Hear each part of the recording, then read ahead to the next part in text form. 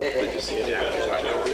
I just heard that Brazil won over Scotland. But they had riots there. I didn't know they actually had riots going Yeah, on. they had the police out there and everything. Oh, I wouldn't be surprised because the people take that very seriously. Yep.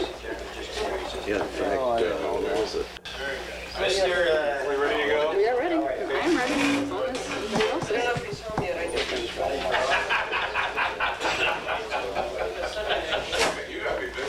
I'd like to call this meeting to order.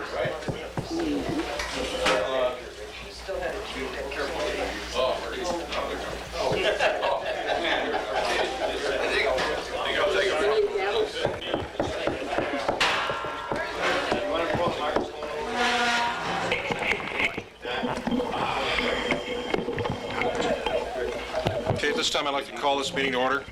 Thank you. Please join us in saluting the flag. Pledge allegiance to the flag. United States of America, and to the republic for which it stands, one nation, under God, indivisible, with liberty and justice for all.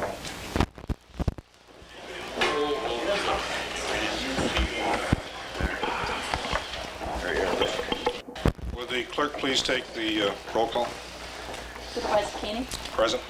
Councilor Anthony? Here. Councilor Haggerty? Here. Councilor Holloway? Here. Highway Superintendent Moyer? Here. And Budget Director? Here. Just a note, Councilor Greco, his granddaughter is receiving the Jefferson Award tonight in Syracuse, so he will not be present at this meeting.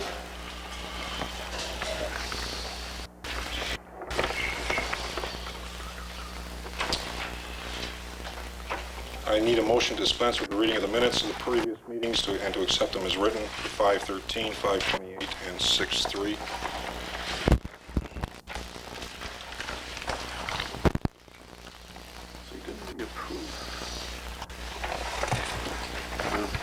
I'll make a motion that we approve the minutes of 5:13, 5:28, and 6:3. Accept them as written. Is there a second to that motion? Okay. All in favor? Aye.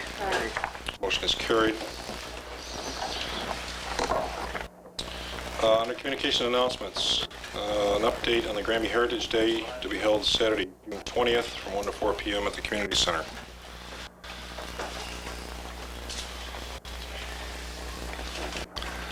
Nancy, help us out. Plans are well underway. We're getting real excited about it. We've got people coming forward and saying, I can bring this and I can bring that. The Granby senior citizens are doing the strawberry shortcake, taking that as their project. They're also selling crafts. We are asking anyone who has items they'd like to share and come and spend the afternoon, talk to people and bring their items from their attics or barns or whatever that are interesting old things, especially those items that reflect the history of our town, but not necessarily specifically Granby. I think we're going to have at least one whole table on the country schools, the one-room schools.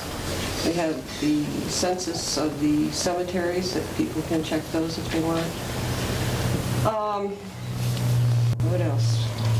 We're going to have some ceremonies recognizing, dedicating the new walkway. That will be completed, and we'll announce the Citizen of the Year. What else, Ruth? I think there'll be farmers, a table representing farmers, from the town. I will be showing my minutes book, which is just received in the mail today. It's been restored, and it's the original minutes book from 1818. That will be on display, and perhaps some other records books will be on display also. I think it's going to be a very nice celebration, 180 years for the town of Granby. So, a lot of work and effort's gone into by Elaine Woolridge, who is kind of our records grant writer, and she's doing a lot of work towards it. So, Has the news media been kept in? About three news releases for each newspaper plus the radio and cable. Can we discuss about giving a plaque or something to a couple of people? Yeah, we're going to probably do a couple of recognitions for some people who Yeah, I have... need to talk to you about Yeah. the details of those. Right.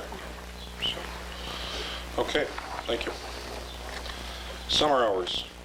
Most town business offices are now closed Fridays along with the highway department. The hours Monday through Thursday as follows. Town clerk, Monday, Wednesday, Thursday, 8 a.m. to 3 p.m., Tuesdays, 8 to 1, and 4:30 to 6 p.m. Supervisor clerk, Monday through Thursday, 8 a.m. to 4 p.m. Court office is to be announced. Assessor by appointment or leave message, 598-2964. Zoning officer Tuesday, 2 to 5, Thursday, 9 to 12. Building inspector Tuesday and Thursday, 5 to 8. Highway department, Monday through Thursday, 7 a.m. to 5 p.m. Note here, town clerk will be open 9 a.m. to 12 noon on Friday, August 21st and 28th to accommodate requests for hunting licenses. Those are currently posted, I believe, on the door. Old business, follow up to fire safety inspections.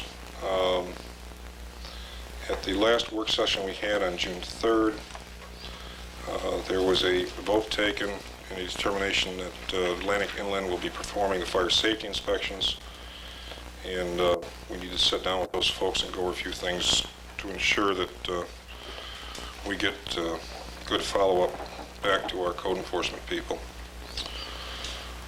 Okay, under new business, resolution to amend the town zoning ordinance, town of Granby zoning ordinance adopted June 4th, 1975, and thereafter amended. This is not a repeal, this is going to be a revision to section 5E, subdivision 3, and it's going to state a signs not to exceed 50 square foot each.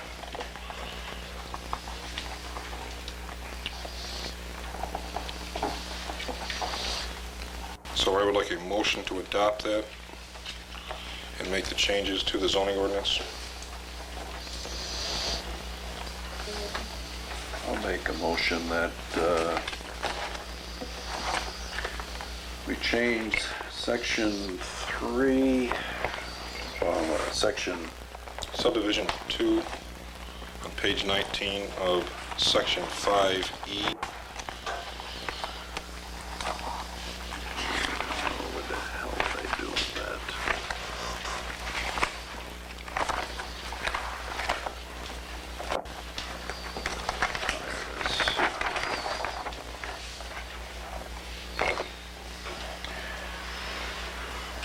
Section 5E, paragraph 3. Change that to read the two signs not over 50 square feet per sign. Okay. Is there a second to that motion? I'll second it. Okay. All in favor? Opposed? Motion is carried to adopt that change. We have a resolution to amend the subdivision regulations for the town of Granby to incorporate the new highway specifications into the subdivision regulations.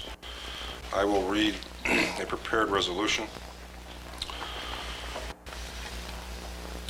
Subdivision regulations for the town of Granby, New York, dated November 24th, 1987, and thereafter amended, are hereby amended as follows.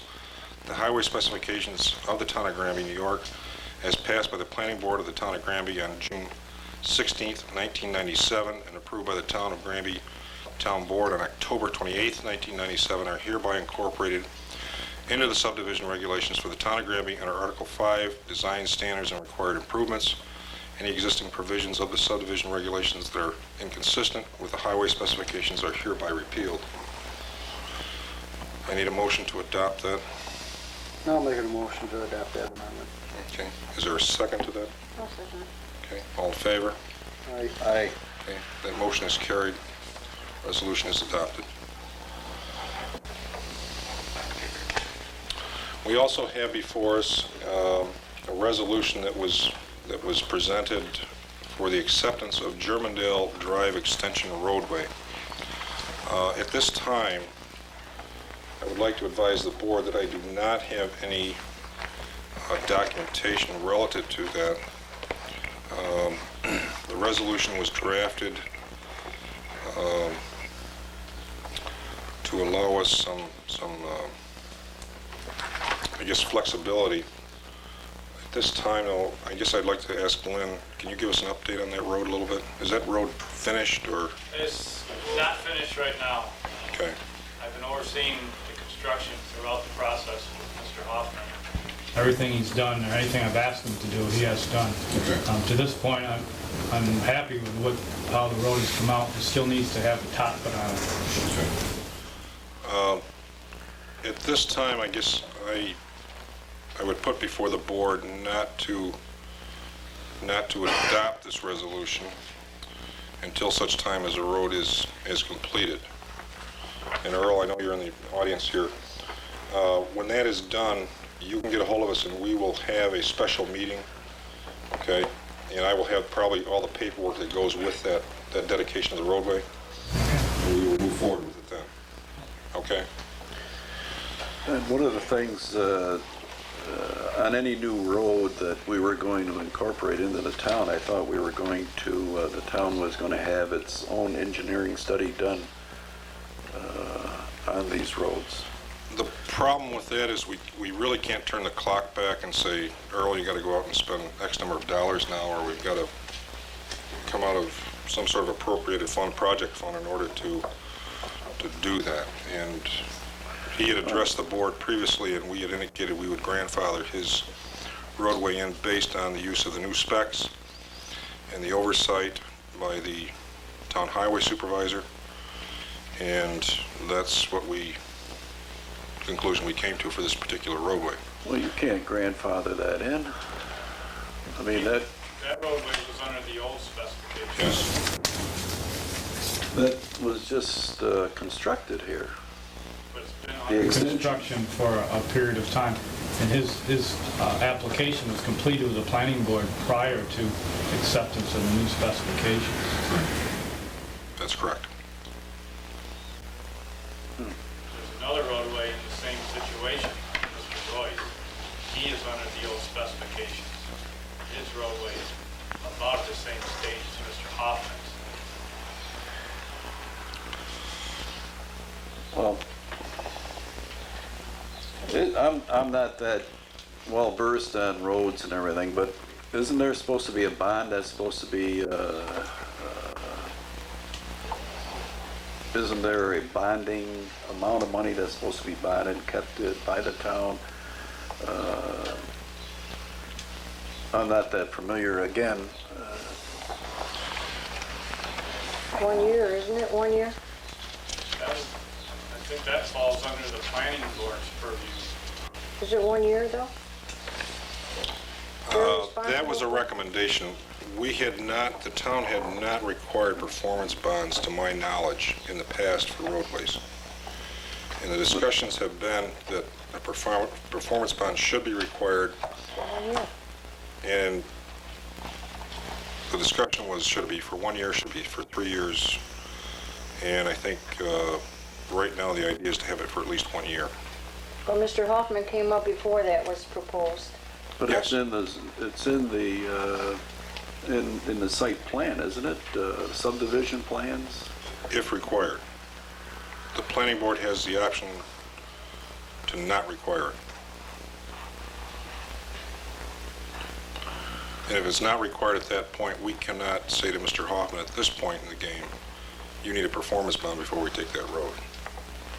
I mean, it's Well, kind the of mere like, fact that the initial road had problems and ended up being a cost to the town to repair that problem. But the bond, if a bond was taken on the road, that was to ensure that the road was completed. It wasn't a guarantee on the quality of the road. So, as I understand, once the road is completed and accepted, the bond wouldn't apply anyway. That's not a guarantee type of situation. That's something I think the planning board is looking at changing, because they mentioned here that you can either bond for completion of the road, right. or for quality after the road is built for a certain length of time, but you can't do both with one bond. This is what was explained to me, I think, at a planning board meeting. Well, is this road, is this the total road now? Or is this, can he extend that again at another period of time and still be grandfathered in? Oh, no. No. This project was in 2 sections. The first section had been completed. He had filed an application on this extension now, and all that paperwork had gone through and been accepted by the planning board way before the road specs were changed. So that's where he fell under the old specification. It wouldn't be fair for someone who had filed their application and been accepted and been working on their project for, say, a year or whatever, and then for us to come in and say, wait a minute, what you've done isn't acceptable, you've got to change everything around again. Well, isn't this what happened to Mr. Latino's road? No, he's been working with the same specifications all along, the old ones. Right. And that's basically what the analysis was, to bring that up to the standard is the old standard. It's not the new standard. That's all we asked was for him to meet the old specifications. Well, how do we know that this Germandale is to the specifications, to the old specifications? Because I inspect the process, and to the best of my knowledge, it meets their specifications, and that's how the old system worked. The planning board, and correct me if I'm wrong, Lyle, the planning board is looking at, if they haven't already, the need to bring in a town engineer at the expense of the developer in future subdivisions. Yes. And that's one of the things that's going to be addressed with that requirement is the roadways. And the engineer will have a stamp on that, which means that as a professional, he believes that road is built and has looked at the way it's been laid down there to meet the requirements of the town. And it should take that big question out of our mind whether it's going to hold up or not. I thought that when we went back a year or two ago with Mr. Latino's road, that when we hired CNS Engineering to do an examination of the road, that was going to become standard policy for any future roads.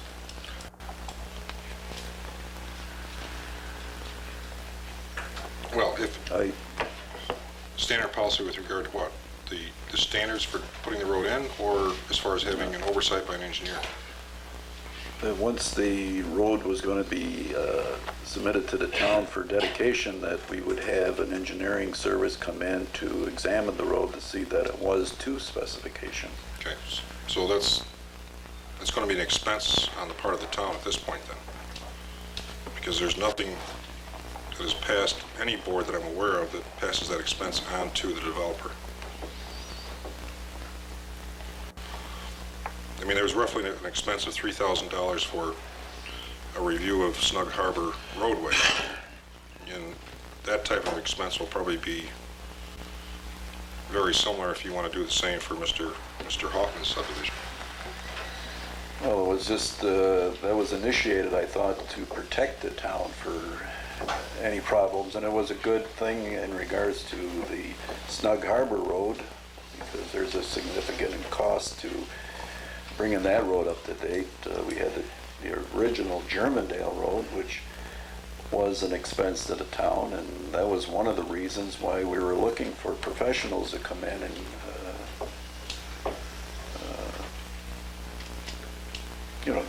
to give the town that assurance that these roads were going to hold up, or not, that were built to the specifications set by the town. Right. There needs to be a check and balance here. Yeah. And if the board wants to proceed with some sort of a motion or resolution and set up some sort of an account, We have no money to do that. I guess maybe that should have been handled in the last budget, I don't know. But we can proceed with it for the budget for 1999.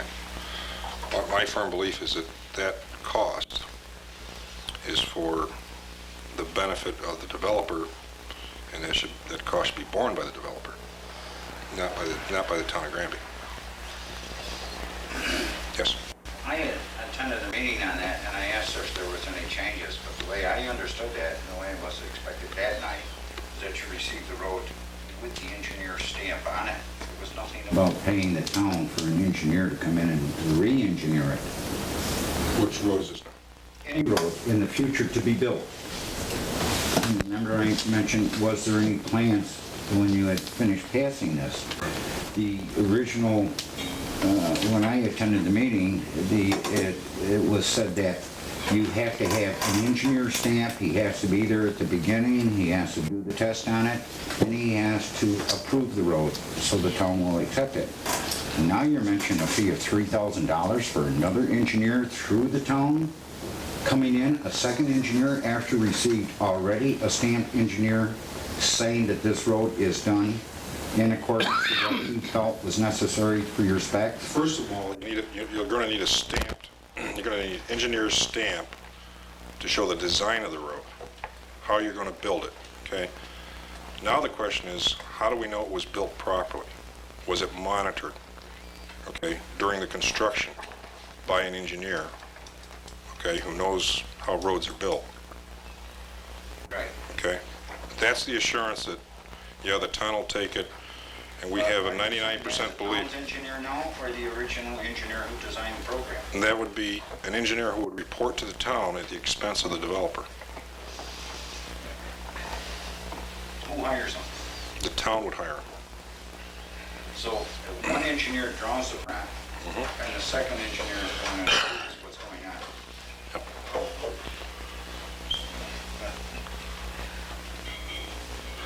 Well, the situation we've had in the past, we don't have engineers or employees of the town right now, and these people have been asked to review construction. The engineer stamps and said, this is what's there. See, one of my biggest complaints on that whole road, they asked for like a 15-year warranty. You put a road in during a drought season, you get a compaction that's running 98, 102, right? 2 years from now, spring condition underneath the highway, frost condition during the winter, Understood. the road fails. Understood. Even the village or the towns can't create perfect roads. The state Understood. of New York can. Understood. So they can't expect an engineer to put a stamp on it for 15 years. On the other hand, what you're saying, one engineer designs road, you really don't need an engineer to design them because the design's in the book. You either go by the book or you don't. So the design doesn't mean anything. It's already there. When you submit designs for approval, they have to be stamped by a New York State licensed engineer. But you already have the design, and it calls for compaction. So all we need is the town engineer to check that sub-base is graded at a certain percentage, right? Second layer of materials put in, and 3-inch, 4-inch lifts, pardon me. Right. Right? And then the surface area is finished. Understood. So theoretically, you don't need the first engineer then, because you've already gave the design for the highway in there. Now it's just compaction rates. Well, I can't understand how you would have one engineer put a stamp on the print and a second engineer that you're paying money to is going to be carrying the responsibility of this. If he approves it, then it's his license on the line. yeah, but there's no, whoever designs it may not necessarily be there during the installation of the road, the building of the road.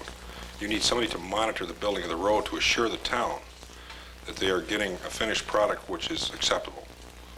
And that finished product is the road. And that's what we want, we want some assurance, better than what we have right now. If the engineer puts a stamp on it, that's the way it's been, according to the prints he's handed to you. He is taking that. Well, we've had engineers say they will certify something, but they won't put their stamp on it. So I can certify things too. Anybody can certify. Well, that's what one of my complaints where they were asking for a 15-year warranty and nobody warranted. I haven't heard of a 15-year warranty. I've got no documents that says 15-year warranty. Well, they cut That's it what they down. were requesting last summer, and I Yeah. thought that They cut it down. I was here at the meeting. They cut it down. recall Yes, that. yes, I think But Bob will now you're remember into it. two engineers, and some of that doesn't even make sense. In fact, Well, we're looking But I to, would suggest you call a couple engineers and ask them to go along with that idea. because I you work may with them, have- I work you with may them day in have and day entered out. something here- I work with them day in and day out. Well, you may have entered into something here that some people probably just not want to get involved in, period. Yes, Isn't the state law that when you're going to design something, you've got to have a stamp? yes. state requires it. Yes. Your design has to be Oh, wait a minute. put together by a Design state for engineer. what? True, And the compaction rates are No, there.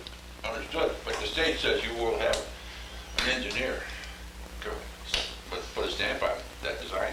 That's right, but he's talking to engineers. Yeah, that's exactly.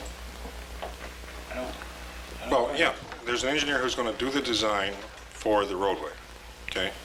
You could probably take it out of a textbook, like you say. The requirement is by the state of New York, you'll have a stamp on that design when it's submitted for a permit to do that work. Now, And then he also stamps it on the completion that it was done in accordance to what he said. It's called like clerk of the works. Is the definition in the construction. if he monitors that roadway. Comes in, Right. goes with the engineering firm. Right. And he signs off and makes a statement on every progress of the job, how the performance has been done and what the soil tests are. And The question is, who does that engineer work for? the engineering firm or the engineer. No, who does the engineer work for? He works for the developer. Exactly. Now we need somebody who works for the town, in the interest of the town, okay, at the expense of the developer. Not at the expense of the rest of the taxpayers. It sounds like double dipping, two engineers that do the same job. No, Developer's one gotta hire design. an engineer to do his work, and then he has to pay the town for an engineer to be the clerk of the works. It's like double dipping for the same job, and none of it makes, I don't, okay. far be it from me. Okay. You're holding back the development of the community by just keeping adding additional Absolutely. charges No. for something that's very simple. No, what I'm trying to do is avoid additional expense to the town in the event that the road was improperly built at some stage. I cannot expect, I don't think this town should expect, a highway supervisor or his assistant to be on this job monitoring the construction of a roadway No, 8 hours a day, for however long as it Like takes. he said, Lynn says he doesn't have that much experience in that field. He shouldn't be, He said, and he's not an engineer. absolutely. So I can't see where he can accept the road, but if you receive a road that is stamped by an engineer, completed and done to the performance and design what was requested, if the road fails, that is because the spec is wrong. If the road is done to the scale of what was designed into it and what Well, was requested. There's a number of variables why the road fails. There's a number of variables why a road will fail. Exactly. And we can't, I don't have enough time to get in that tonight, so But the double dipping for engineers doesn't make, I don't consider that double dipping.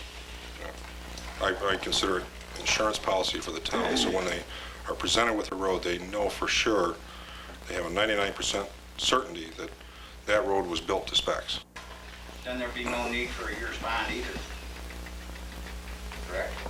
That's a If the town possibility. accepts the road through That's their a own possibility. engineer, through their own engineer, and the contractor paid for the engineer, he has agreed that that road is done in his performance, then there's no need for a bond. That's a possibility. You know, you can't just keep piling on things and expect people to perform. You're just putting another rung on the ladder if it just goes beyond necessity. Okay. Mistakes made in the past don't make everybody in the future pay twice for it. Understood. That's all I'm saying, and you know, you gotta get to the practical point. But we still don't want to continue to pay for the past, right? Okay, thanks. Let's move on. Reports from committees. Can I have, let's see, under new business, can I bring up what I have to bring up? Sure. I have something that, I got a call from a gentleman about 2 hours ago, and he wants me to represent, he had to go to Pennsylvania, so when we was electing an enforcement officer, I thought we had to get someone a little bit qualified to be an enforcement officer, a zoning officer. This gentleman called me, about 2 hours ago. Who is this? And I am speaking for John Teresi. He has the auto. I am speaking for him to the town board. Mr. Shatcho went to his business today and told him he was not in compliance with the zoning. He's supposed to have 4 automobiles in his lot. Now, I sat in all the zoning, and I'm sure a lot of people in the audience sat in zoning. And Mr. Teresi went through heck, and he's in compliance with, I think, 14 to 15 cars. Now, I think if our code enforcer goes to some businesses and something says, hey, you are wrong, he better look up his homework before he approaches these people and say, you are wrong. And Johnny Teresi had to go to Pennsylvania for cars tonight, or he'd be here. He wanted me to speak to this board. He says he's had enough with courts and enough with money, and he's hurt. That would have been my fault, Ms. Anthony, because I'm the one that mentioned that to Chris Shatro. And I can only tell you that I was misinformed, and I will apologize to Mr. Teresi myself Well, personally. Mr. Shatro should have looked up his work before he went there. Who got blamed for it, Rosie? Huh? Who got blamed for it? He should have looked his homework up before he went into it. Blamed for it. You did, Sam. Right. Sam never said anything about Mr. it. Teresi says you turned him in. No, I'm the one that mentioned Mr. Teresi's name and place of business. Well, our zoning man better know his work before he goes. I don't care if you said something, he Right. better check his paperwork here in this office before he comes to me or to you and say, hey, you're not in compliance. He better be damn sure before he approaches. Am I right or wrong, Don? Well, Yes. thank you. I told him I would speak up for him. He's headed to Pennsylvania for cars. Okay. But that man did go through heck to get his permission for that car lot up there. He went to the zoning board of appeals. Yes, he went through everything. Okay. And, We'll see if we can get it ironed out. Pardon? He came through the planning board too. yes, he did. He wanted 20 or 23 and they turned him down to 14 or 15. And he is in compliance. And what is wrong is our zoning man better do his homework before he approaches people. That's all I'm saying. Thank you. I think there's 2 points there. One is, I'm happy to see that our zoning enforcement officer is going out and doing his job. By word, But, however, you're right. Before he does that, he should do his homework, like you said. thank you, Bob. Yeah. Am I all right tonight, guys? Chalk it up. Okay, anything else? Get, No, thank you. there's a I hand. told him I would speak out tonight for him, or he would be here, and I did it. Okay, very good. Jeffrey has a few statements to make about the meeting yesterday with that zoning officer. And by the way, my name was Used with the zoning officer. We are not getting along too well together, and one of the things I was formed from through advisory, when I went to show the failures of what was going on in the town, so I wouldn't keep getting picked out for violations, Sammy, they're going to use your name and make enemies. And now Mr. Teresi is already an enemy of mine, and I never brought his name up. But I was used for the target today, wasn't I, Rosie? this gentleman. We have a list over here of just what occurred yesterday alone with this person that I think you're all going to find very interesting, and I have a man standing as a witness. It's 2-1. And if you ask Ruth, she may have heard that gentleman shouting at us. No, you weren't here. Nancy, did you hear the gentleman? I heard loud voices. Did you hear mine? I don't think so. The man stood up and very angry and very violent, and he is telling me how I come in shouting and demanding, and I sat just like I am. The man lost it. And he is accusing me of all kinds. He started with sign violations 3 weeks ago, and until he finds enough to hang me, that's all that man wants to do, is hang me. Let Mr. Keeney get on with me. Well, Rose brought that up, and I think we Right. should follow it up on Well, what that- she's saying about this That was individual. Rose's business, okay, to bring up. Now, Mr. Keeney, I was just reporting Right. the phone call I got 2 hours ago. That was new business that you wanted to bring up. at the Under new meeting. business, I brought it up. Let So when the Mr. floor Keeney continue opened, with the meeting. When he gets to new business, he'll listen to me. that was just, I told Johnny, I told Well, we'll have some open discussion from the floor with you folks now. Reports from committees and other town officials. Dog control officer, we have 21 complaints for the month of May, 6 dogs picked up, 1 dog deceased, 6 released, 1 on hand. Assessors, I don't have a report from the assessors. We made a motion at the last work session on June 3rd to accept Mr. Holt's resignation effective July 1st or 2nd, I believe it was. Second. Historian is not here. Okay. I have meeting minutes from the month of May for the planning board. Subdivision regulations, I'd like to read this section. It was decided that a town-appointed engineer be retained for town interest and the cost of the engineer be passed on to the subcontractor. That motion, that was passed and should be coming before the board, I hope, very soon. Any other topics of interest in the planning board, Lyle, that you'd want to make a comment on? We met with the county planner and discussion of the possibility of getting comprehensive plan going.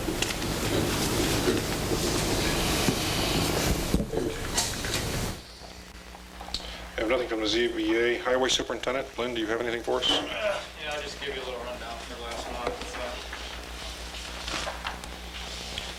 We did a driveway culvert replacement, clean roadside ditches, still cutting trees, began the roadside mowing, started our spray patching, which will take us through probably about 15 days or so, and cleaning up the stumps of the trees that we cut earlier, and cutting some shoulders on Merritt and a section of County Line Road. One dead dog cleaned up. We had 4 hours of community service work. The guy started doing some painting in front of the building, and he hasn't called me to come back yet, but when he does, we'll get that finished up. Pretty much it, except for a week ago, Friday, and then Sunday, again with that wind, we had to go out and clean up some trees, working with the fire department. I want to say that the cell phone that the department has was really invaluable that day. Again, all communications here were out, and with that I could contact the fire department directly back and forth and coordinate our efforts and with the guys too, so it's a big help to have that. Do you have emergency lights in your Yes. building? Do they? They only last about 15, 20 minutes. But Okay. there's We have a problem with them in this main section of the building. Okay. And I want to make sure that we get with Vince and maybe you should look at maybe some sort of an hour type emergency lighting system in there for yourself. Okay. Or backup generator or something that would. We've been talking about a backup generator here for a number of years, and, Okay. I don't know, it just hasn't come to be yet, but But even in a snowstorm or something like that where you lose power, it would probably be pretty handy for you. yeah, because we have no way to fuel the vehicles right. in that situation. Lynn, I sent word to John to get a hold of me, but he hasn't got a hold of me yet about the cemetery cleaning up there. Okay, well, if he calls me, I will refer him Well, to I you sent then. word through Morris for him to call me, Okay, okay? good. Okay. Budget officer? Mr. Lyman? Thought he was full talking.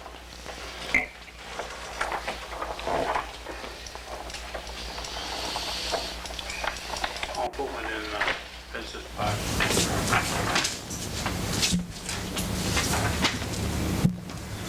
This is a statement of balances as of in May. Nancy?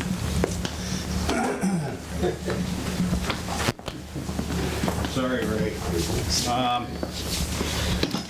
Generally, we're in pretty good shape. We've got a couple hiccups, but we'll get to that at the end of my report.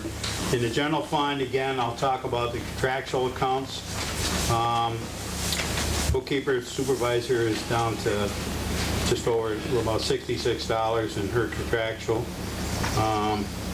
I've shown the additional $750 that was approved at the last board meeting, which was a grant received by the town clerk that she applied for. And I believe she'll plan on spending that money this year, but that's appropriated now, so that's reflected in her balance. Return assessment court fees, again, this is an account we have in case somebody goes through the grievance process and decides to go on to the state hearing officer. They pay an upfront fee of $25, and if the state hearing officer finds for them on their assessments, the town has to reimburse them their $25. So we have to let the process go. But there's money in there too, $200 in there to cover that. Page 2, contingent again, we're down to only $1,450 due to transfers we've made from since January, at the beginning of this year. Down to youth program, Bob, you got over $4,000 left in your account for the various programs that you have in the town this year. We had a total of $5,000 appropriated. You just get a check from the, Well, revenue is revenues. I post each month revenue as I get from Nancy.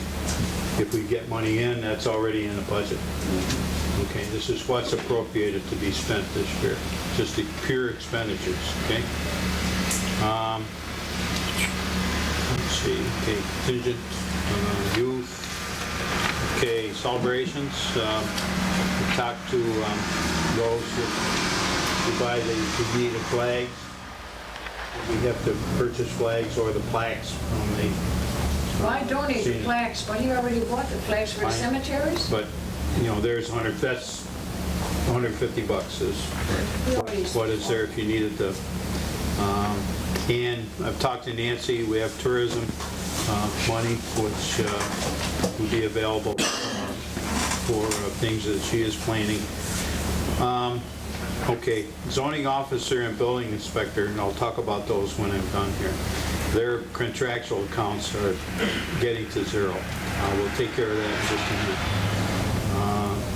Let's see, Sarah grant.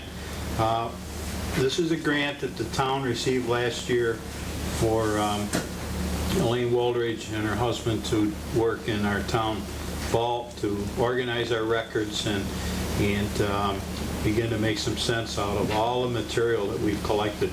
The grant is supposedly over at the end of this month, so I am reporting routinely to the town clerk and to Elaine to hopefully bring these dollars pretty much down to the penny. We cannot and will not overrun the monies that we have, and so, but as I understand, the program is over at the end of the month, and any monies we have unspent will have to be returned to the state. That may consist of some benefit monies, and there's some state retirement monies and so forth. But that Sarah grant program will be over at the end of this month. Okay? And I'll work with you and Ruth to finish this thing up. Capital project estimate, here we go.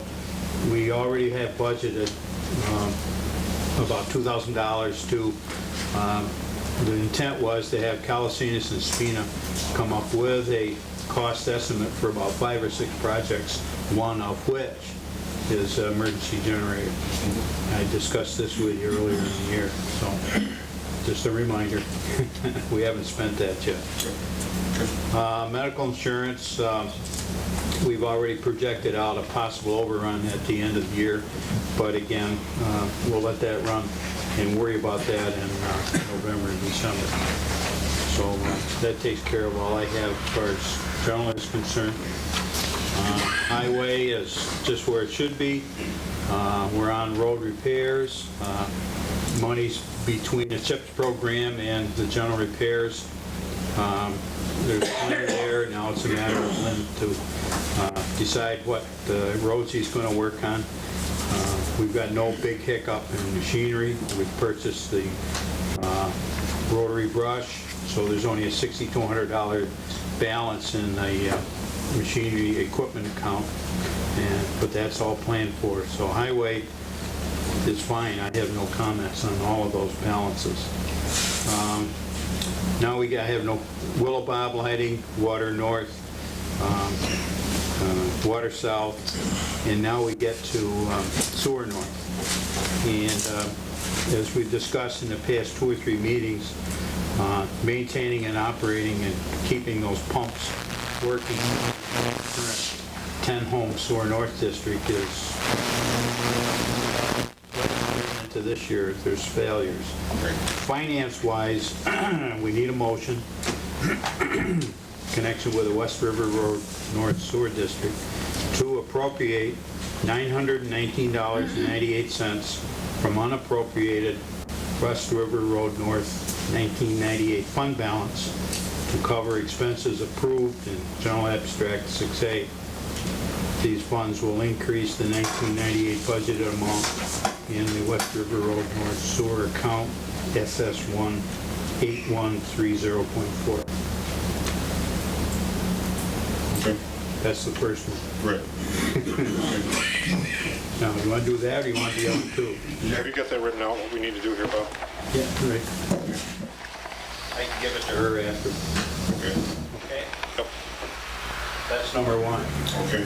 Number two, need a motion to approve, to appropriate $700 from 1997 unappropriated fund balance for zoning officer account A8010.4. What that does is that gives Chris more money in his contractual account so he can get through between now and the end of the year. Okay. I can give that to Ruth. Okay. Third one is motion to appropriate $700 from 1997 unappropriated fund balance for building inspector account A3010.4. And again, that's to cover expenses in the building inspector contractual account between now and the end of the year. Okay. So I need those approved, then Nancy can legally pay the bills, and I can give the words to you. But I need a board approval. Okay. We need a motion. Would you read those account numbers off to us again? Okay, you want it all in one motion, or you want three? I'd like to do it all in one motion. First one is connection with motion to appropriate $919.98 from unappropriated West River Road North 1998 fund balance to cover expenses approved in Abstract 6A, and the account code there is SS1 8130.4. Okay, the second is a motion to appropriate $700 from 1997 unappropriated fund balance. The account code there is A8010.4. And the third motion is to appropriate $700 from 1997 unappropriated fund balance. And for building inspector, and the account code there is A3010.4. Is there a second to the motion? To approve those? Who made the first? You made the motion? I'll make the motion. Okay. I'll Motion? second it. I'll second it, Ruth. All in favor? This contractual, what is this $700? I mean, They're all, Steve Lund set up the building inspector and the zoning officer account in 1998 budget. He only asked for a couple $100 in each one. Well, several things have happened for both of those accounts, and there's not enough money. They're going to overrun those accounts, and we cannot have that. They purchased books, they purchased supplies, they've had training, some expenses there. Software package is different, so that's not included. No, that's separate. That's a separate issue. Here. Okay, Bob? not really. $1,400. Okay, a piece of it, Bob, if you recall, the 1998 budget, we appropriated all the building inspector money in a contractual account because we were going to have life safety. Okay? Well, that disappeared. We took the balance of that fund and used all but about 150 bucks of it to put in a personal services account to pay Grace Talent's salary because you appointed him as, town board appointed him as building inspector. So that only left him with $150 contractual. Well, he needs more than that to get through between now and the end of the year. Okay. You know what I couldn't understand is why is everybody having their personal business cards made up in the town? I see it on the bill tonight. Everybody's having their You personal... got a motion here, Rose. Oh, I'm sorry. Go ahead. Do you have a second to the motion? Sorry, Bob. No. Do we have a second to the I motion? second it. Okay, all in favor? Aye. Opposed? Motion is carried.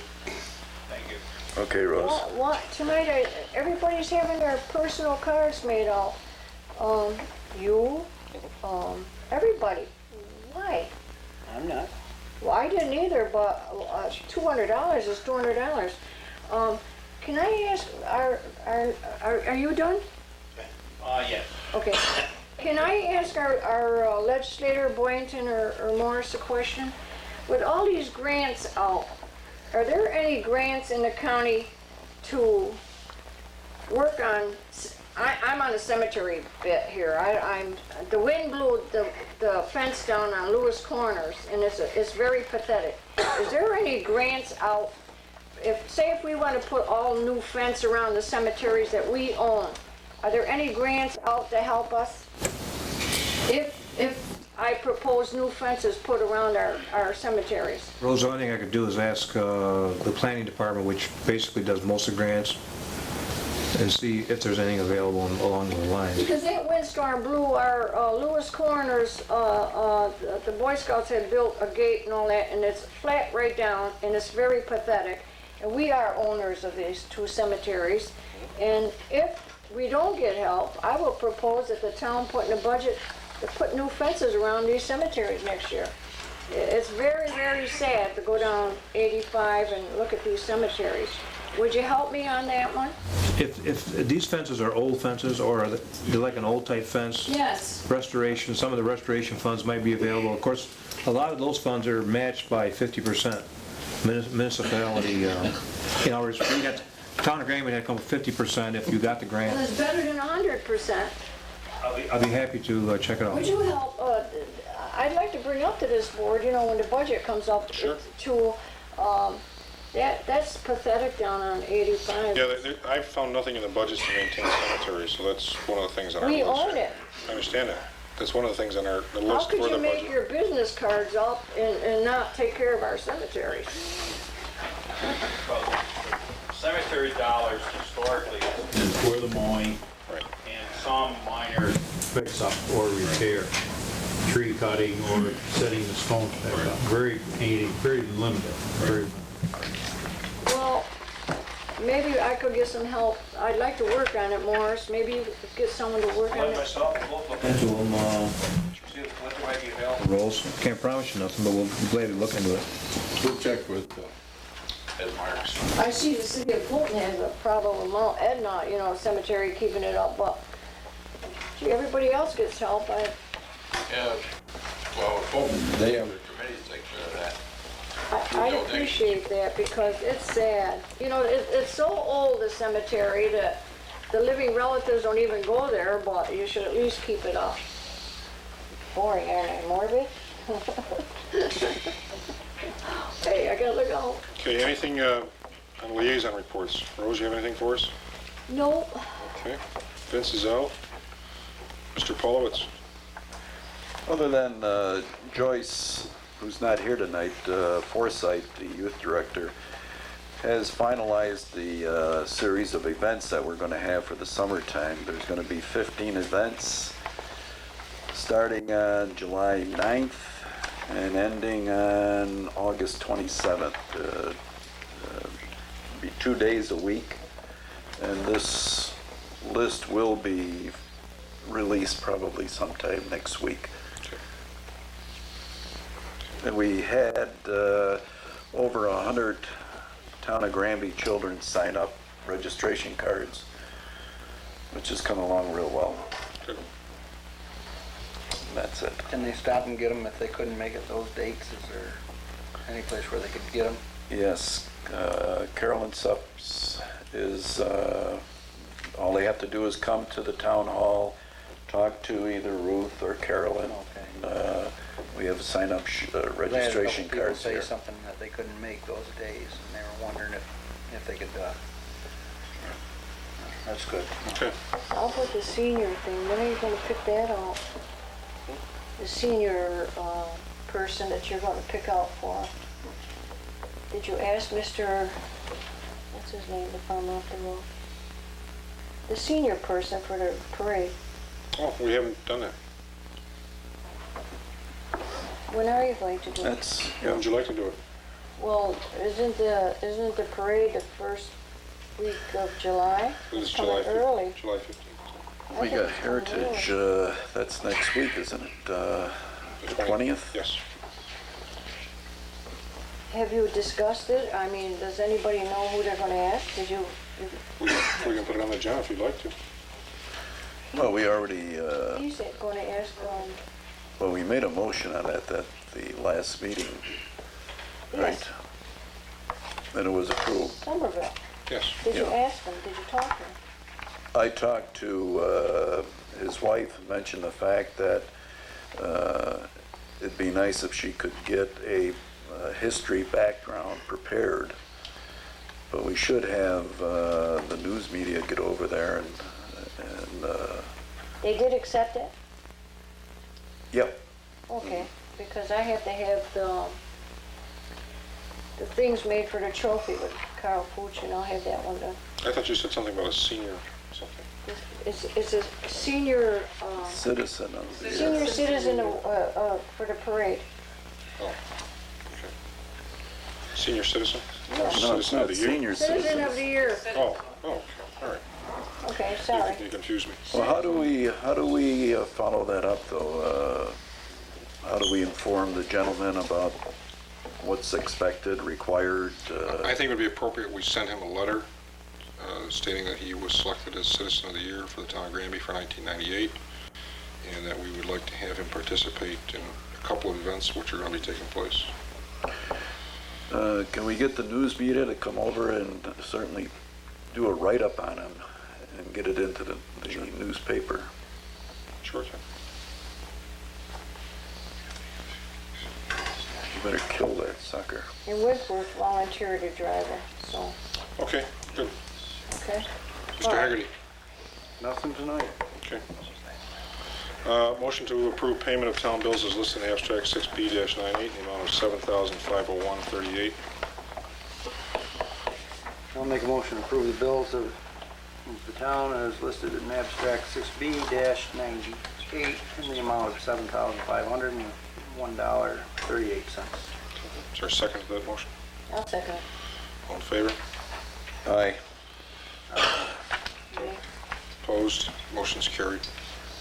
Date of the next meeting will be work session, July 1st, regular meeting, July 8th.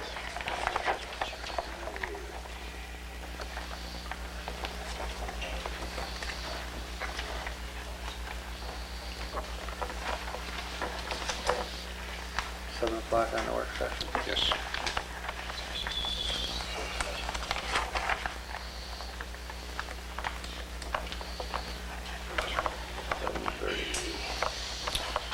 Okay, at this time, I'd like to open the meeting to the floor.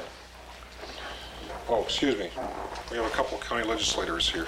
Mr. Sorbello, good evening. My senior advisor here. I can't talk too much, I got somewhat of a sore throat, Floyd. Maybe you can come up with some. I have stuff here. Yeah, go ahead. It's gonna be short. Are you done? One of the things tomorrow night, we've got a 7 o'clock meeting at the legislature, which is one of the few night meetings we're gonna have. And some of the proposals we are having is the construction of our Granby Tower here for communications for the 911 system. We are being passed a resolution tomorrow night. Highway's now gonna be over by the Muck Road, clearing an area of approximately 100 feet square, I understand. And the construction of the tower hopefully will be in the very near future. Should be 300 feet high, from what I understand. Also, there'll be some communications hooked to the tower, in addition to our stuff, to help pay for it. So that's in the process. We're sort of fortunate we got it here because of our Hannibal and local fire departments. We hope to solve the problems that have been happening with Fulton and Granby and Hannibal. Also, our project for the capital project of the earth plant, garbage burning plant, is in full swing. We are down. Everything's going to the landfill at this time. And the $10 million project hopefully will be done by the first of the year. We're retrofitting the whole place with a system of cleaner air, bag house, the whole mess that falls under the new regulations along with some new furnaces. So that project is moving along. We have also a few other things going on. Camp Happening for the youth program, Bob, is coming about. And once again, our Granby Community Center is going to be used by the people in the the summer months. The power issue is a continuous project. As you well know, the steam plant and all the Niagara Mohawk changes is coming about. Floyd's been in these meetings a lot more than myself. As vice chairman, he's been involved to a lot of meetings, and he's still locked in with confidentiality because they're dealing with the city and the school system and, of course, the county. Hopefully some news will come out of that in the near future. But the Granby Clear Water Association has met a number of times here at the second meeting last night. They're in the process of raising the dollars to help do some cutting again this year here at Ox Creek and in the river. They plan on having a fundraiser on July 12th, I believe, at Thunder Island, from the last time I think we met here. So outside of that, tomorrow night there'll be a number of other resolutions, but there'll be a 7 o'clock meeting. And certainly, anybody got any questions? You got anything, sir, to comment on? Yeah, That's right, glad to hear that. not much.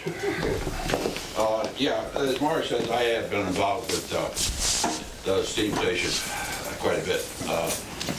Basically, what I can say is that the city of Oswego, the county, and the school district are meeting. We've had 2 meetings. We're talking. Everything is positive so far. And like he said, we are bound by confidentiality, which I can't say too much in. But I'm very hopeful that we're going to reach an agreement. Now, I want to bring up one other thing. I was at the Clearwater Association meeting last night. It was mentioned about you calling it a public hearing for 7 o'clock before your meeting. Yeah. And What we'd like to do is hear some of the thoughts and ideas of people who live along the river who are directly affected and maybe down the road will be more directly affected by these chestnuts. because they're planning on having a group here. What is this? This is Water Chestnut, it's Clearwater Association is their formal name. Yeah, Granby Center, Clearwater. Granby Clearwater Association, yes. That is my head. Granby Clearwater. Yeah. I think Morris, you're one of the, He's one of the officers. No, I'm not. that's what I thought. No. We started a thing, and the people, they're doing a great job. They're interested, they're trying, but as you know, it's an uphill battle. It's a lot of weeds out there. Who started there's someone that has the business of cutting these from Oswego somewhere, isn't there? I read up on it. The county has their machine rows, and there may be some private people with small machines. Well, I'm talking to the wrong people, your county. I'm talking about a private person that started up a business of cutting. Have you heard it, Ray? Down the road from us is a guy that has a machine. He cuts up in the Baldwinsville area. I think he brought it from Fred Martin originally, wasn't it? Yeah. Yeah, Don has one. He says he has all the cutting he can handle. Told me last year. They were cutting on the river today. Private individuals were cutting down there by below Ed Winkworth's house down in that area. Yes, there is somebody that has all the equipment now, and they do it now. They will come, I read it somewhere, I don't know where.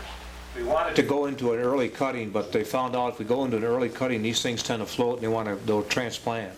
So that could be a little problem, but, so it's gonna be a harvesting cutting when they do it. Yeah, they had a meeting here, it was the evening you had the meeting with Atlantic Inlet.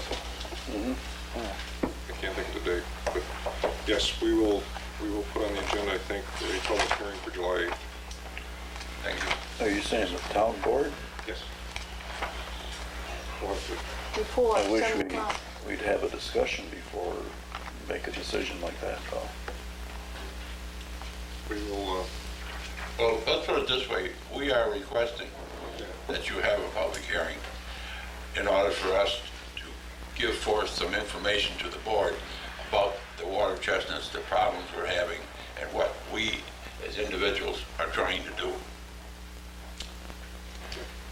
Now it's up to you. Now you can have your discussion. Yeah, I thought it was, that this is,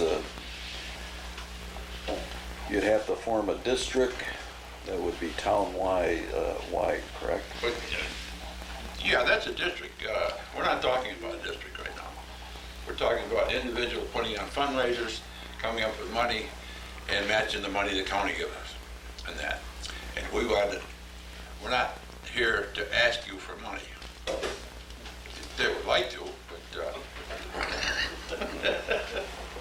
but what they wanted was the group of people from along the river wanted more or less to have a public hearing with the board to discuss their problems and just let you people know what they're doing, how they're going about it, and the whole works. Well, what Bob is saying that he should not make commitments before talking to the board. This is what Bob meant.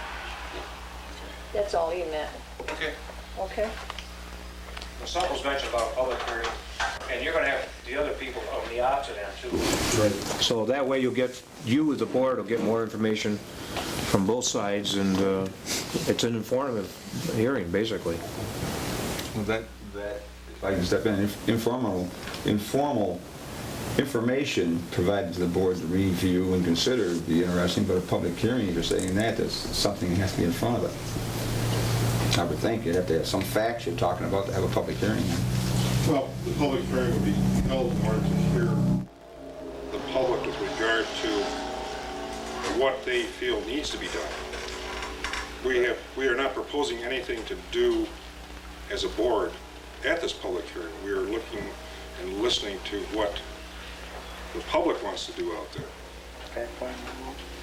Well, an informational meeting is what you're talking about, rather than... Public hearing, I would think. Public informational meeting. Yeah.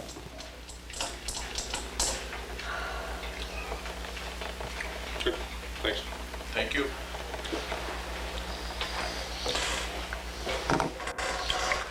This time we'll open it to the floor, I guess.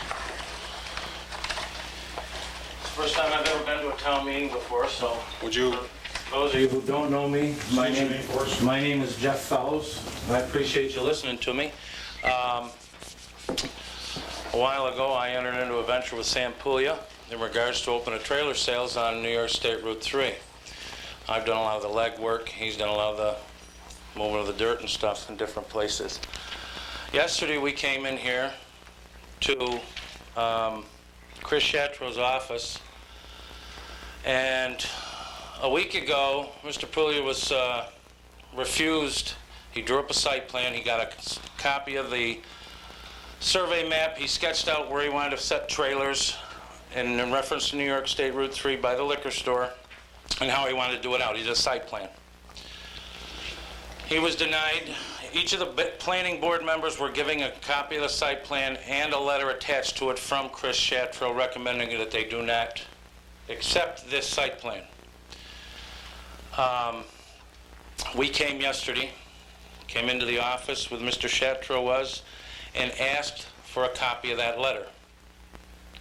Mr. Shatro's response was, when I get around to it, I'll get you a copy of it. I don't have time right now.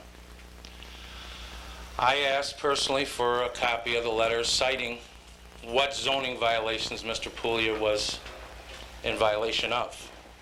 Again, I don't have them in front of me. When I get around to it, I'll make a copy of them for you. Leave a list of the things you want. Can you give us a letter or something telling us what we have to do to resolve the violations that we have? No, you can't. So we asked why we were in violation. Mr. Shatro's response was, I met with Jim Kasparik, I met with Lauren Shastik.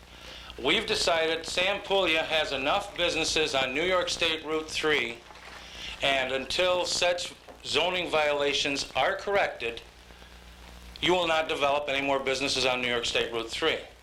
I didn't know, and maybe I'm wrong, I didn't know that it was up to the chairman of the Zoning Board of Appeals and the chairman of the Planning Board and the zoning officer to make a decision in this town as to who or who cannot or who can develop.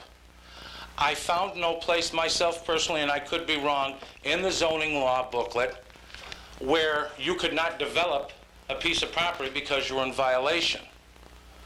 Now, one of the alleged violations that I have heard of is that he has a red building that is supposed to be temporary. Mr. Puglia has in our possession a building permit for that building and filed with the state of New York liquor license a certificate of occupancy to use that building. Nowhere in the zoning laws does it state where a temporary building has to be moved in 60 days. There's no length of time for a temporary building. He did it legally, he got it. To this date, June 10th, 1998, Mr. Puglia has not received a letter from the town planning board, the zoning officer, the town board, that he is in a zoning violation law. We can't go anyplace. To me, it's collusion. When three people get together and make a determination. Now, my understanding of a zoning officer is that he is supposed to come before the planning board and express the ideas of the developer or the contractor or the person that wants to do it. He presents it to the planning board with recommendations to the property owner or the planner or whatever as to what he should or should not do.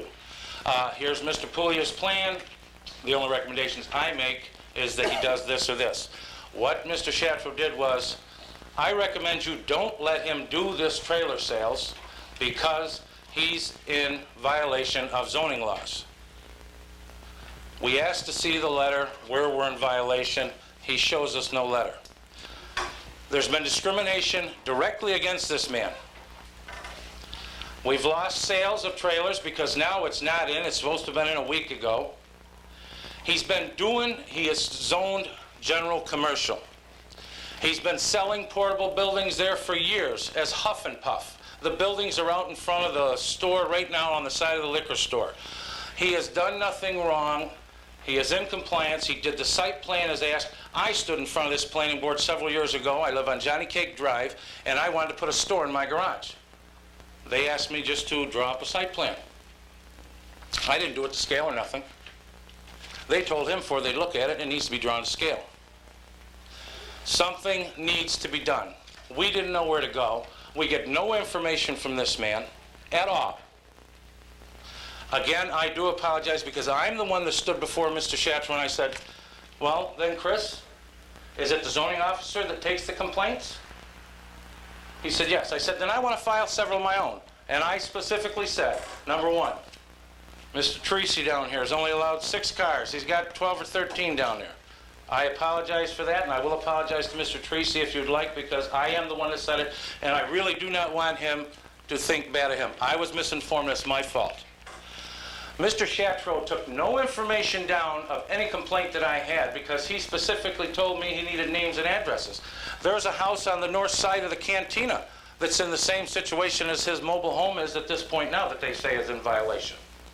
The only letter to date that we have from 1995 is the fact that there was no building permit gotten for the double wide. That was 3 years ago the town board issued that letter. Nobody's done anything about it for 3 years, and now all of a sudden they're doing something about it. Something needs to be done with this zoning officer or something, because number one, the head of the chairpersons of these committees should not be meeting and making decisions on who and who cannot develop in this town. You draw up a site plan, and a site plan was drawn up. And I really don't even think a site plan is needed. He's been doing business at a commercial site. It's general commercial. He's been selling portable buildings out of there. A mobile is a portable building. Mr. Shatro went on to say that once somebody stepped inside this portable red building, it became a dwelling. My understanding of a dwelling is it's a house. This is not a house. It is a temporary building on a slab. It can be moved. It can be moved 5 feet tomorrow. And then it's all temporary again. But he did obtain a building permit for it legally. We have a copy of it here. He did have a certificate of occupancy. And There's nothing being done. And when you ask Mr. Shatro, it's either you have to file a Freedom of Information Act to get information on anything you want, and this is in regards to him personally, would give us nothing. Something needs to be done. I don't know what else to do. I personally was in this office. I've known the man for a while. He does have a hot temper. I won't deny it. And if I hadn't been here personally with him myself yesterday, and I'm louder now than I was yesterday with Mr. Shatro. But it just upsets me. I've never been to one of these meetings. I personally, like I said, have been in front of the planning board. They were very nice to me. Jim Marbito was on it, you know. I couldn't tell you who. They told me exactly what I had to do if I wanted to open a little store in my garage. And I didn't have to draw a scale. Do I have enough room for parking? You know, very nice to me. Everything I needed to know, they told me right up front, because I kind of came and asked questions. Now I'm into a venture with this man, and my income right now is squat. So any venture I make with him is going to put money in my pocket. So this man's creating a hardship. There's collusion within this town with the Zoning Board of Appeals chairman, the planning board chairman, and the zoning officer. When they finger out a man and say, you will not, and he specifically said, Sam Puglia will not put any more businesses on Route 3. He has enough on Route 3, and until these violations are taken care of, he's not taking and putting any more businesses in. Nowhere in that zoning ordinance law book does it state that you can't develop this area here because you're in violation. If he's in violation, show us. Give us a letter. Tell us what we have to do. I don't know what else to say, but I'm done. Thank you very much.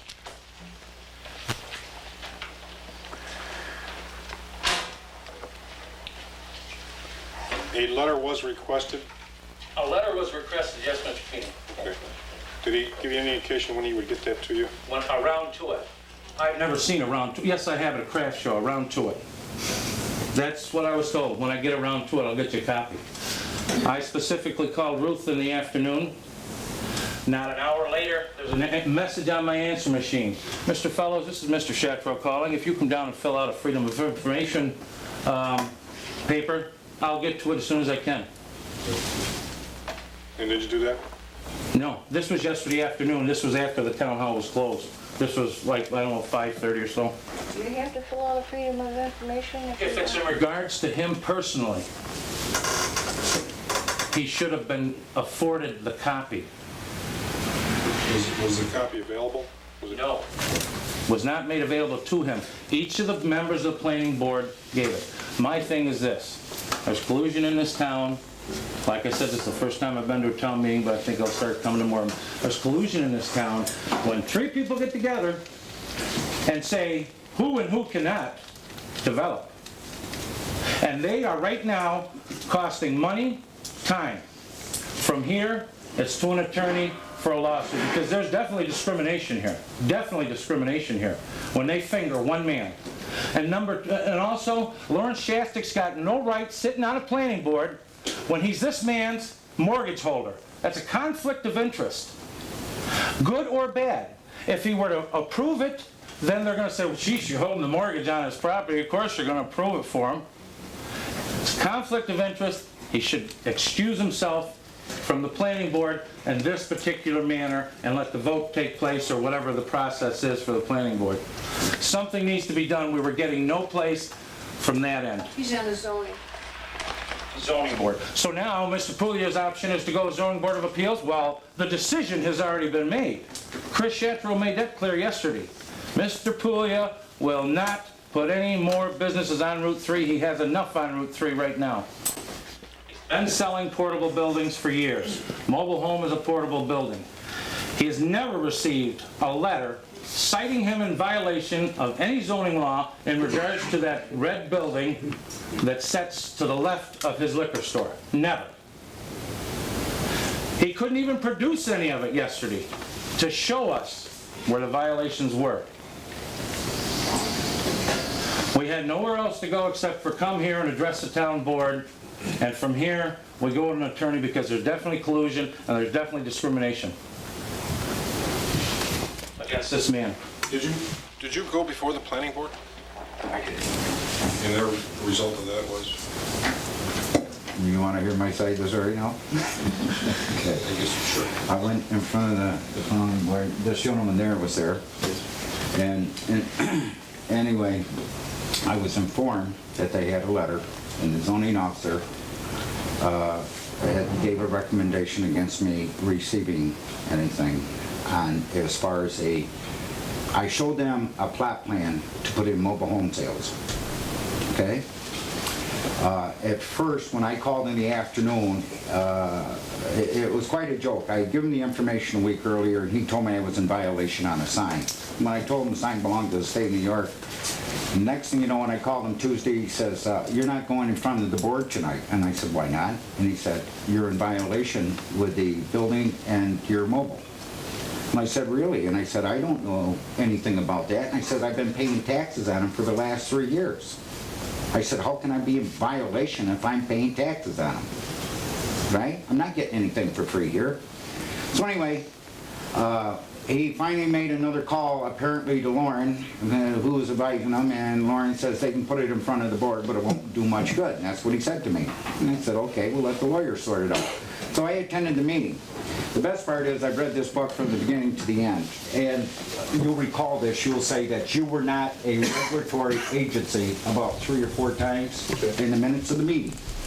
Okay? They are not a regulatory agency, and no place in here does it show that. Why was I denied my site plan by these people regulating violations that had nothing to do with mobile homes? Can I address that? Yeah. Okay. First of all, you was given the requirements that we require for our board to address your situation. Okay, your situation being a site plan, okay? And as far as us, anything to do with the violations, that had nothing to do with us, okay? We handed, Jim, I believe, handed the letter back to you, told you to address that with the ZBA and the zoning enforcement officer. Is that correct? Yes, but you, well, if the meetings are recorded the way the statement was said, we cannot go forward with this because it is against the feelings of the zoning board officer. Okay? If those words are recorded, what was told to me, but you are in violation, Mr. Puyo. All right? That made you a regulatory agency. Okay, well, I'll go on just a second more. I was also informed by a gentleman sitting about where Rosie is over there that we can't accept your plot plan. And why not? It was a legal survey of my property that was done way back in 74 or 75, and I located the building and where the mobile should be. It's not on a scale 1 to 50, okay? There's the book. Show me where it says that. I want to see where it says any scale. It says show a plot plan. There does not say anything about scaling in this book, okay? There is a regulation I just on the site plan, on the site plans that it has to be to that scale. There's the book. That's all I have to go with, and all the paperwork I was handed. In fact, Can you some tell of the town board why he was denied his site plan for this He business? wasn't denied. He wasn't denied Then the why site plan. wasn't he, why hasn't he been allowed to go forward with it? We told him the paperwork we have to have. And what, tell this town board, please, what the paperwork is that he has to have. Well, basically, he has to have the map up to scale 1 to 50. 1 to 50. Why 1 to 50? If these are the zoning laws that we as a town people have to go by, why isn't it in there that when you draw up Tell a what site Mr. plan? Shatro told you about town laws. Yes. You as people of the United States of America should know your town laws. It is not my job to come out and cite you when you're in violation. Now that's what Mr. Shatro told me. Get a Bible, I'll swear to it. I'll take a polygraph test. It was the most ridiculous thing I've ever... But if these are the zoning laws, and I'm addressing the town board now, if these are the zoning laws that we are, as people of this community, are supposed to go by, if it's not in there, how are we supposed to know? Hold me to what rule, what standard? So now he's got to wait another month just to bring a scale of 1 to 50 in here? They didn't make me do it 1 to 50 when I drew up a site plan, and I wanted to do a heck of a lot more to my property than he did. Put water in, put a bathroom in, put gas to it, put lights in it. It doesn't say in there anyplace. In this book, it makes a statement that I have to be published 5 days before the planning board meeting in order to be approved. If my plan had been put in the newspaper at the time it was received by the zoning officer, I would have had 7 days before the meeting. As it is, the plan didn't go forward because it didn't meet Shatrow's idea of what my violations were. So now that's cost me how much more time? Now, we have a gentleman here who is taking control of the law and not even handing out the laws or citing the people so they know what they're doing wrong. And like I say, I have a building permit. And I asked him yesterday, I got cited a letter back in June, certified mail, June of 12th, 95, 1995. that I needed a building permit for my mobile. Now, if you think for one moment I wouldn't have afforded the $25. Now, I don't happen to have a copy of that permit, but I do know that Steve Lund stopped in and I went to Florida in August to see if we could handle the winter and the summer. Or handle it down there in the summertime, the weather, okay? So, I do believe Steve Lund stopped in my liquor store and I have been issued a building permit for that mobile that's sitting there. So what I am getting prosecuted for, I don't believe is real. And not only that, the planning board had no way and no right to regulate me on anything. There's the book. Now, if you want to go in front of variance, tonight go home and read the book on page 35. And it says all about the exceptions for variances. And I'm going to tell you something, I fit every one of them. Every one of them. Oh, I was also informed I had to go in front of the county also for this. I want to see that in the book. Just wait a minute. Let him- I want to see that. And I had to go in front of the Sam. zoning board also. Sam. If the board meeting, their meeting in the minutes are all down on that tape recorder, it's stating that I have to go in front of the zoning board, and I also have to go in front of the county, because the county's got to know every business, and it'll be a minimum of 90 days, Mr. Puya.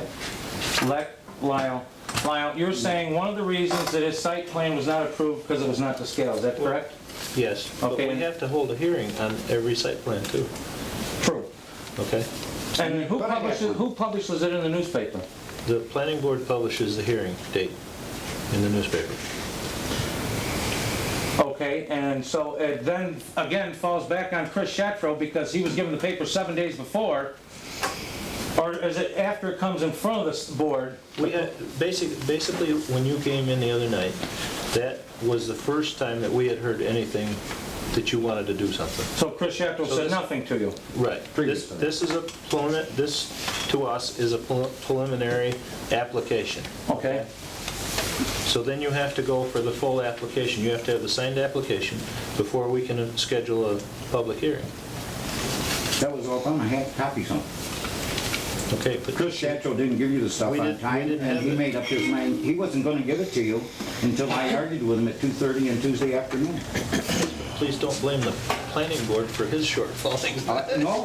No, but on the other hand, you did say I had to go in front of the zoning board, and the county had to review it, because any new businesses come into the county has to know about it. Well, we have to This send- book we have right to here send does our- not say it. I am C2. C2 says I get a permit with a plot plan. It did not say in front of zoning board. It says nowhere in that book. That is the ordinances of this county, or township, I do believe. And somebody else ought to read them. Because I've read them about 6 times, and I'm finding out more meat every time I read them. I'm finding out some things that are going on here. And I just tell you something.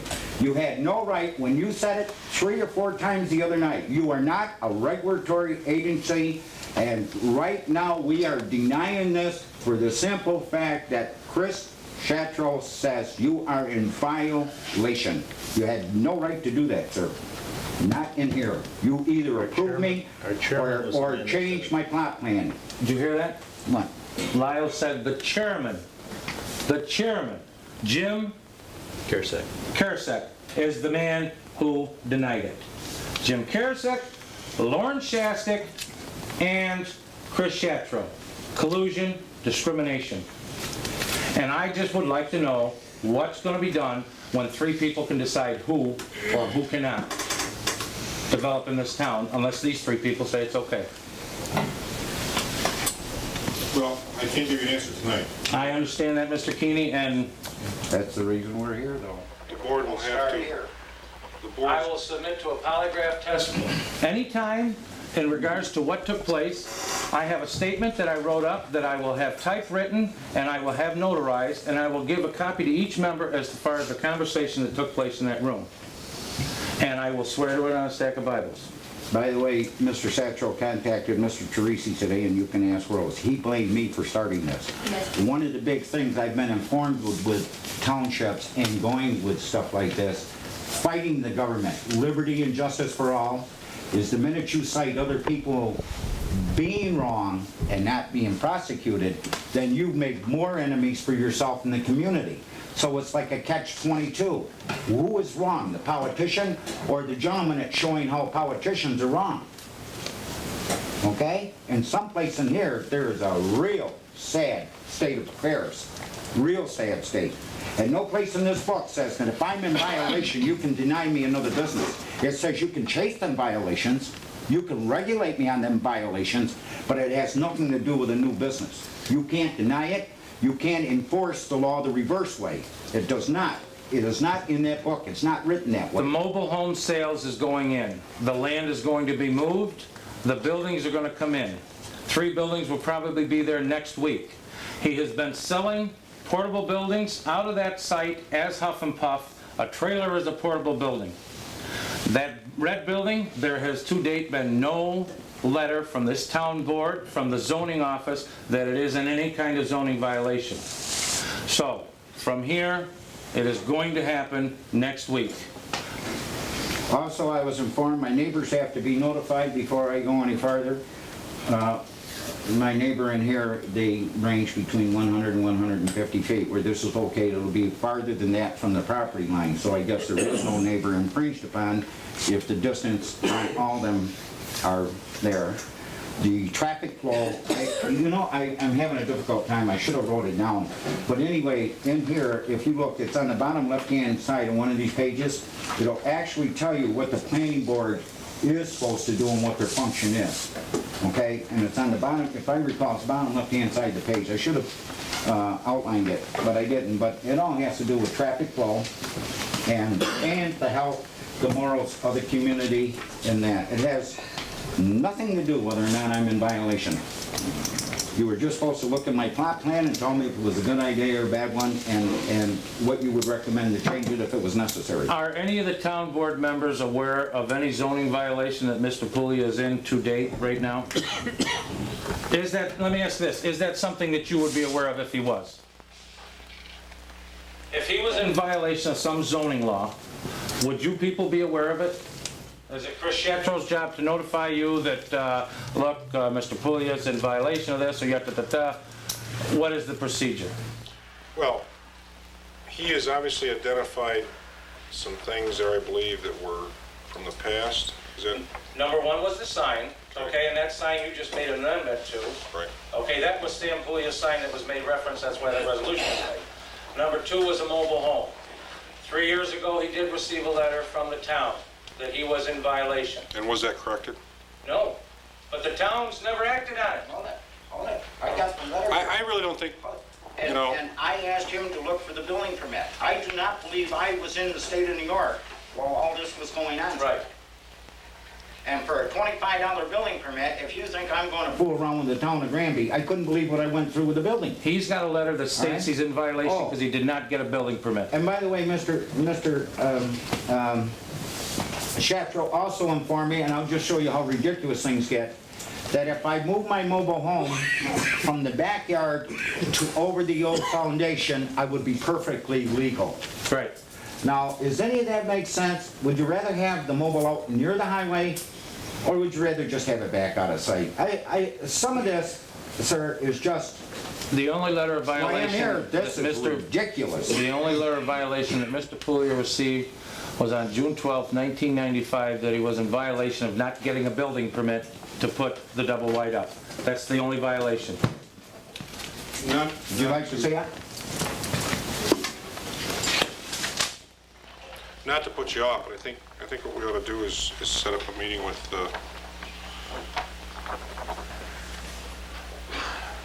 I have one more topic when this one's over. Did you get the certificate of occupancy? It's filed with the State Liquor Authority. I wouldn't be able to move into a building without one. Right. It's against the law. And that's where the building you rebuilt it had burned. Both of them are. Both buildings had to have a certificate of occupancy, and the state liquor authority just don't let you move. The temporary building had one? Yes, sir. Filed with the state. That's filed with the state of New York. I couldn't move in there and sell liquor without it. It's the one that you had the supposed violation. And he's never, that's the only letter of violation that's been received to date, is that And one. he claimed that building is in violation. Well, I've been paying taxes on that. I had a for sale sign on it the year it went vacant, in December when I transferred. All right? Next thing I know, Mr. Holtz informed me that that building's there, you're taxed for it. Now, if you read page 35 in the zoning book, it says I have a right to recover my losses in business. And if you read the zoning and the variances, I'm telling you right now, I'm 110% legal. You folks don't know how close you are. I'm telling you. And what we're saying about Mr. Shatro is not an exaggeration. I've known Chris, because I worked for an attorney 10 years ago. So I've met Chris through the Fulton Police Department, whatnot. Now, you haven't had any ill will meetings with him or anything, but I'm telling you, I would take a polygraph in regards to the conversation that took place in his office yesterday. He told me I was any day shouting of the and week. demanding. Right, Jeffrey? Yes, and he was the one up out of his chair. I refuse to take any information on another violation.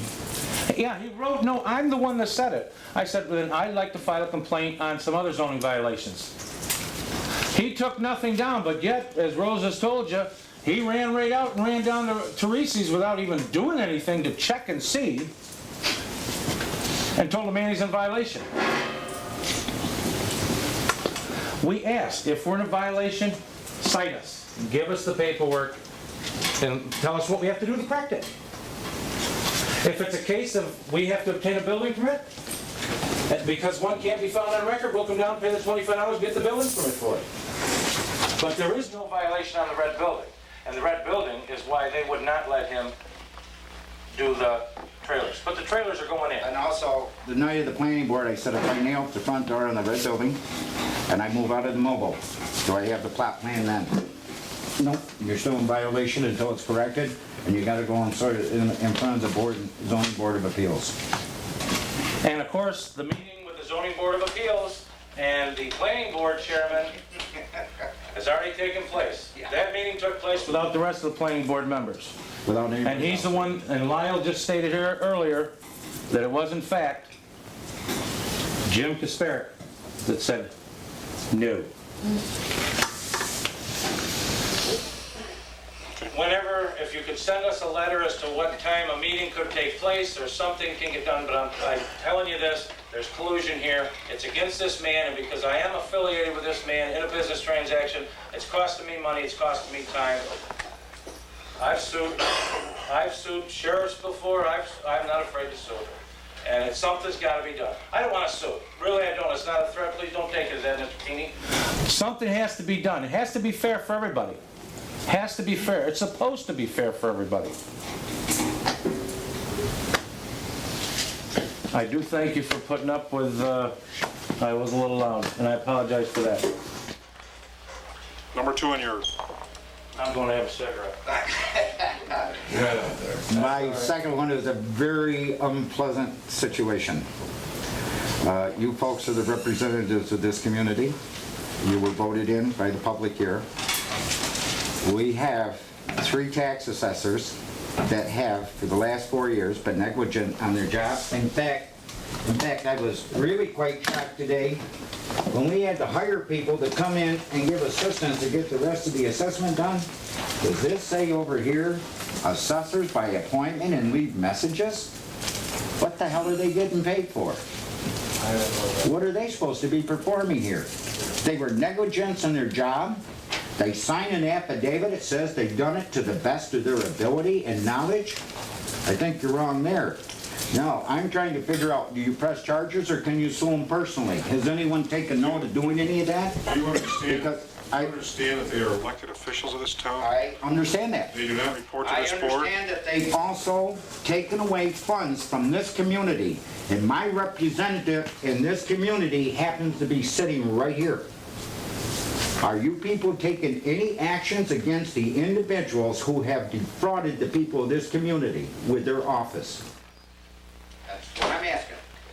I want to know why. Something hasn't been done to protect the people of this community by their own people. Me as an individual, what am I going to do about an elected official? You people are in control here. No, oh, please. You have to understand, elected assessors do not report to the town board. I didn't say they did. They report to you, the electors of the town of Granby. You don't understand you're missing my point. You're saying, why doesn't the town board sue the assessors for not doing their job? Because you're supposed to be our overseeing agency. You are the one that is taking care of the politics and the Government. Wait a minute, if I'm in violation for zoning, these people are in violation for nothing in their community here? These people are all just in what they've done and what they've created? And I think some of the documents they sign once a year and the rest, and some of the public statements and knowledge that are known by some people in this community and also in the county, and also by the state of New York, I found out last fall, there's some other things going on resorting to this, and it's been known by people further up the ladder that is nothing is being done about this and nothing's being resolved on it. I'll just tell you this, Mrs. Sullivan is well aware of this tax structure, and for over 2 years. And the state of New York is well aware of what's gone on with that taxing in them houses. So this is nothing new. And what I want to know, if everybody on the earth knew it, why isn't anybody taking charge of this thing and doing something about it? What would you recommend do? Wait a minute, you hired another assessor to come in, I read here, to catch up on the assessment? Yes. And then these people are allowed to take summers off? Appointment only? I mean, right here it just Said, appointment only. Didn't you just read out the form you had? Appointment only for assessors for the summer. I mean, my God, the town has got to pay assessors, additional assessors, because of their negligence? Hold it. When you have two resign, you have to appoint. Pardon me? When you have two resign, you have to appoint to fill vacancy within 3 months. I was informed you had to bring in 2 other assessors to catch up the properties that weren't taxed. That's correct. In order to meet the deadline to Who get paid for that? the town of Granby did. Doesn't the town of Granby have a right to go back and get their lost funds just for what they paid in assessors from these people? Because they didn't perform the task? I don't think so. I'm asking you. No, I'm just replying to you. I don't think so. I mean, if that would be the Well, case, why anybody investigated, why didn't the previous administration go after it? They knew it was going on for more than 3 or 4 years. After the front page in the Post Standard, I think it's pretty obvious, because I was going to do the same thing. I just got beat. I was going to wait till grievance day to show it. Sam, I brought every one of them in here. Mr. Best sitting behind you. Right, Jim? I brought every one of them in here, and the response was, we cannot interfere with the assessors. The assessors are elected, just what he just said. And every one of those houses was brought in while they were living in them. And the assessors is an office all by themselves. Well, except that we've made an effort to change the assessment program by having a single assessor, which was defeated by the board. But still, they got away with not paying their taxes, Jim. The only thing I can inform you, and would you say former administration? Sir, I was not aware of this until about the middle of January, okay? It wasn't something that I say for the new administration to tackle. I was not aware of any of this, and that person next to you right there will even tell you, I was not aware what was going on there. Because if I had been the previous grievance day, I'd have burnt this building to the ground in here. Yes, I am noted for losing my temper. I am. And if I have photographs of them home, sir. Okay. I could vomit when I see what's going on. And when I found out, and then we went to the county office and dug out the records, and the county man says, this has been going on for years, you're not the first one. I mean, the only people who probably wasn't aware of it is the town of Granby. Best kept secret in town, I'll tell you that. You don't think I'd attend grievance day and knowing that and wouldn't bring it up? You gotta be kidding. And I wasn't made aware of it until you took office. Way after you took office. So don't feel like I'm being impartial here. I listened to you outside and I thought you had a good spiel. Okay? Fully point, I thought that was very good. About time somebody grabbed him, all right? But anyway, that's my other gripe. And you are the only People that can defend us. You are the elected officials. You are the people that were put in the office to take care of this town and the town folks. And that's all I'm asking you to do, is to investigate this situation and see if we can recoup any of our losses. Because there certainly is a large amount of money that's been lost here. And the negligence and the carelessness is there. And I do know there is signed records that say they've done that job to the best of their ability and the best of their knowledge. And that's a lie. They're already fraudulent. Okay? Sam, it's a tough position. Assessor's office is a tough position. And I'm not trying to defend what has happened. I don't disagree, sir. Okay? I wouldn't want the job. I called the state, I talked to the county, I talked to the school system, looking for some sort of way to rectify it without, bringing this whole thing to the level it's at right now, as far as exposure and so forth. We've had people resign. We used people who were certified assessors, brought them in to get us caught up so that we can meet the deadline so these properties hit the 1999 tax rolls. If we had not met the deadline with the help we had gotten from these other people, it wouldn't be till the year 2000 they would hit the tax rolls. Nothing this board could do about it. You have 3 elected positions there, sir, okay? Nobody really reports to anybody. If one decides, I'm not gonna do my job, there can be an attitude there that says, why should we bother? And I'm not saying that's the case here, Maybe but one of the reasons there's no accountability.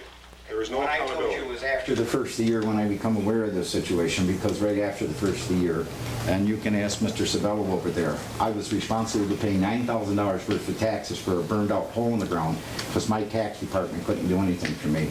And Morris knows that they were supposedly going to auction me off if I didn't pay the bill. So if you think I've got love for these tax assessors, and the minute my other building went up, I got 1 year, I was burned out almost 2 years, burned out.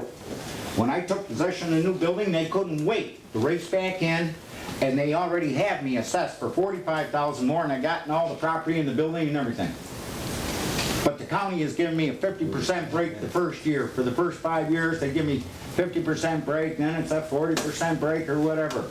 But they've got me way over assessed now what I got invested in the property. I mean, it's just ridiculous. These people, they couldn't wait to drop the hammer on Sammy, right? And the other thing that should be researched in here, and I want that to be common knowledge, 3 out of the 5 people skipping on them taxes are car salespeople, sir.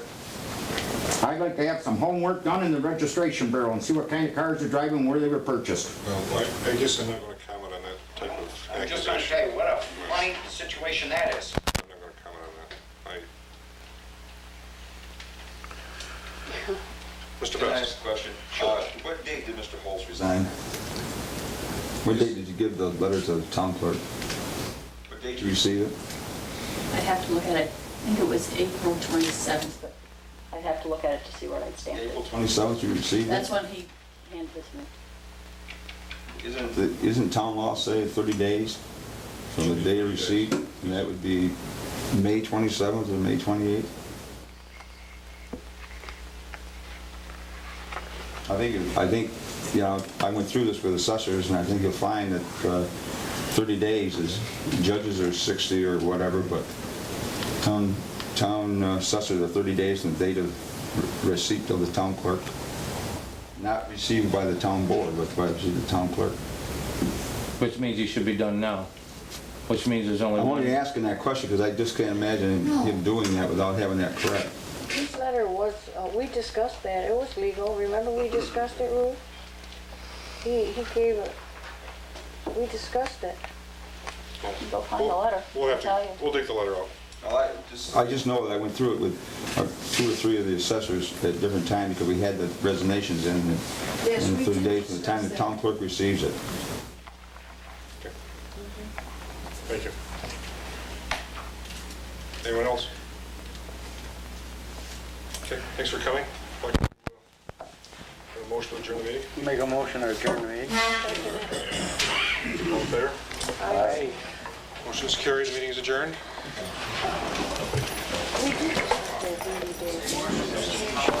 But I received the letter on a different day than what you're supposed to. Sure. Thanks for coming.